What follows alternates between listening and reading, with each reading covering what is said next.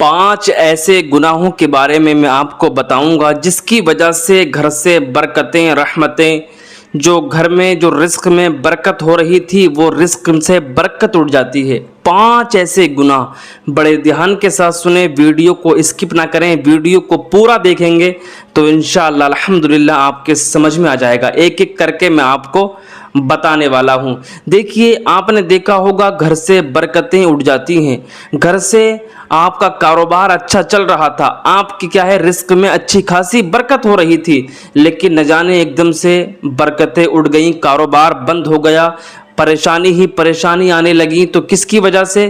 یہ کچھ گناہ ایسے ہوتے ہیں جس کی وجہ سے ہم مصیبتوں کے اندر پڑ جاتے ہیں، پریشانیاں ہمیں گھیر لیتی ہیں۔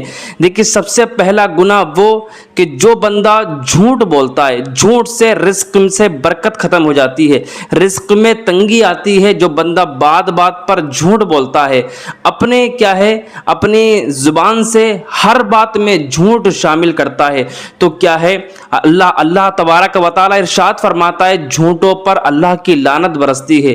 جو بندہ جھوٹ بولتا ہے اس پر اللہ کی لعنت برستی ہے۔ تو پیارے اسلامی بھائیو، جھوٹ نہ بولا کریں، اس کی وجہ سے گھر سے برکتیں ختم ہو جاتی ہیں۔ جھوٹ بولنے سے ہمارے رزق سے برکت اٹھ جاتی ہے، تو جھوٹ نہ بولا کریں، ٹھیک ہے۔ یہ پہلا گناہ جو رزق کو کم کر دیتا ہے۔ اور دوسرا وہ گناہ جو ہمارے معاشرے کے اندر، ہماری عوام میں سود ہمارے اسلامی بھائی کھا رہے ہیں، ٹھیک ہے۔ یہ سود کا معاملہ بھی بہت چل رہا ہے، بیاج کا معاملہ بہت چل رہا ہے۔ جو بندہ سود کھاتا ہے، اس کے رزق سے بھی تنگی، اس کے رزق میں تنگی آ جاتی ہے۔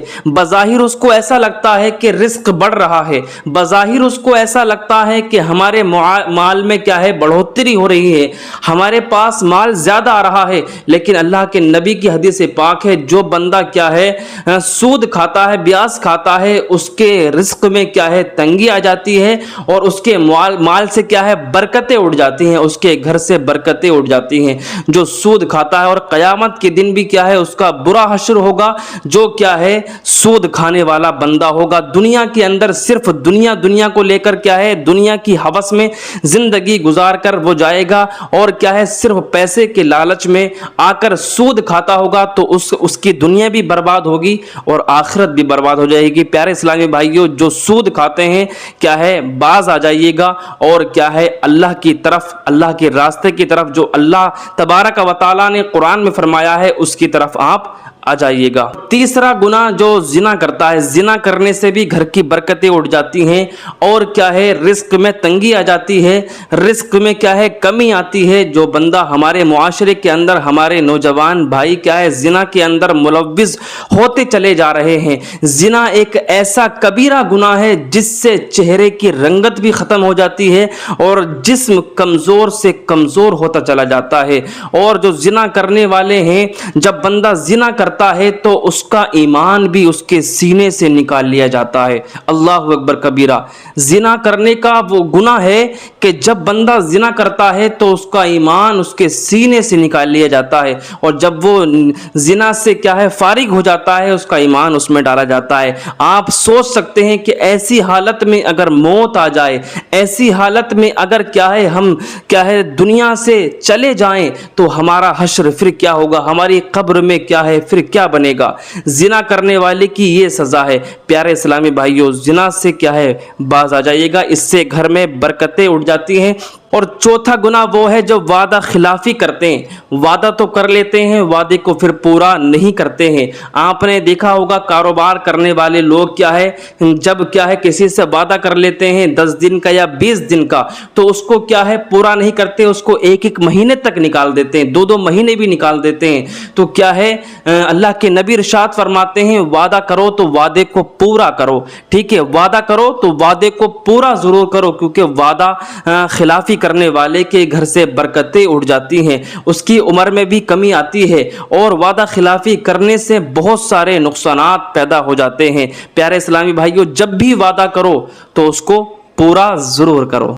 और नंबर 5, नाशुक्री करने वाला, जो बंदा नाशुक्री करता है उससे भी क्या है बहुत ज़्यादा क्या है घर में बरकतें उठ जाती हैं। और अल्लाह तबारक व तआला भी इरशाद फरमाता है कि जो बंदा नाशुक्री करता है मेरा अज़ाब बहुत सख्त है। अल्लाह कुरान में फरमाता है लइन शकरतुम लाज़ीदन्नकुम व लइन कफरतुम इन्न अज़ाबी लशदीद, अगर तुम मेरा शुक्र अदा करोगे तो मैं नेमतें आपको बढ़ा दूंगा, लेकिन मेरी नाशुक्री करोगे तो मेरा अज़ाब भी बहुत सख्त है। और अल्लाह के नबी भी इरशाद फरमाते हैं कि जब बंदा थोड़े से रिस्क में शुक्रिया अदा नहीं कर सकता, जब उसको थोड़ा सा रिस्क मिल जाए तो जब वो अपनी ज़बान से अल्लाह का शुक्र अदा नहीं कर सकता तो फिर वो ज़्यादा माल में भी अल्लाह का शुक्र अदा नहीं करेगा।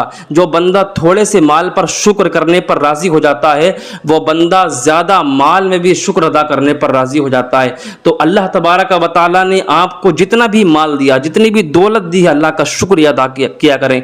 हर हाल में अल्लाह तबारक व तआला का अपनी ज़बान से शुक्रिया अदा करते रहा करें, क्योंकि जो बंदा शुक्रिया अदा करता रहता है अल्लाह तबारक व तआला उसको और ज़्यादा अता फरमाता है, नेमतें अता करता है। अल्लाह पाक परवरदिगार आलम हम सबको इन तमाम गुनाहों से महफूज अता फरमाए, इन तमाम गुनाहों से बचते रहने की तौफीक अता फरमाए। कमेंट बॉक्स में आमीन ज़रूर लिख कर जाइएगा। अस्सलामु अलैकुम व रहमतुल्लाहि व बरकातुहू।